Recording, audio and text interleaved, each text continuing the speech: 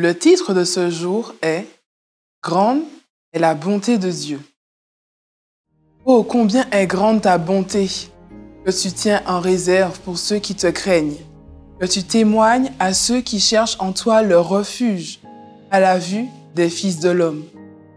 Tu les protèges sous l'abri de ta face contre ceux qui les persécutent.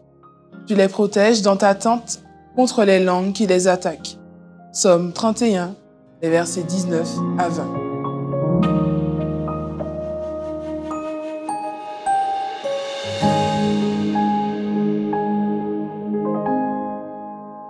Il y a un besoin constant de communion intime avec Dieu. Nous devons accueillir l'Esprit du Christ si nous voulons le transmettre aux autres. Nous ne pouvons pas faire face aux agences sataniques et humaines combinées si nous ne passons pas beaucoup de temps en relation avec la source de toute force. Il y a des moments où nous devrions nous éloigner des bruits, du labeur terrestre et des voix humaines, et dans des lieux retirés, écouter la voix de Jésus. Ainsi, nous pourrons goûter à son amour et nous imprégner de son esprit. C'est ainsi que nous apprendrons à crucifier le moi. Cette ligne de conduite peut sembler impossible à l'esprit humain. Je n'ai pas le temps, direz-vous peut-être. Mais lorsque vous considérez la question telle qu'elle est réellement, vous ne perdez pas de temps. Car lorsque vous vous assurez la puissance et la grâce qui viennent uniquement de Dieu, vous n'accomplissez pas l'œuvre. C'est Jésus qui est le véritable ouvrier. Sans moi, dit le Christ, vous ne pouvez rien faire. Dans Jean 15, le verset 5. La réflexion et la prière sincère inspireront le saint effort. La crainte de Dieu et la confiance en lui permettent de se réfugier dans les lieux secrets du pavillon de Dieu qu'il a préparé.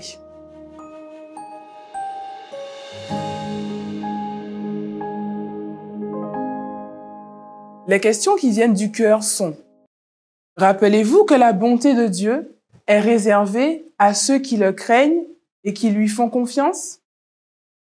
Avez-vous confiance en Dieu et le craignez-vous pour recevoir sa bonté et sa protection qu'il nous offre gratuitement?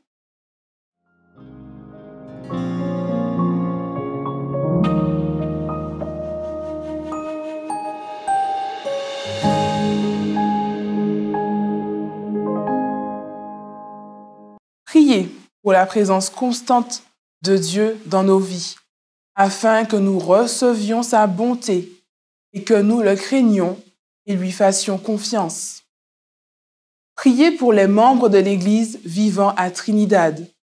Priez pour qu'il y ait une croissance de l'Église, un engagement accru envers Dieu et le service, ainsi que la ponctualité et la régularité dans la fréquentation de l'Église. Priez que les messages des 3 anges progressent encore plus puissamment dans les régions de la DIA, où de grands événements et programmes de rayonnement ont été annulés alors que tous les regards se tournent vers le ciel. Priez pour les communautés musulmanes de la DIA, afin qu'elles se montrent réceptives à la prédication de l'Évangile. Priez aussi pour les centres d'influence, afin qu'ils soient présents avec tact auprès de ceux qu'ils servent.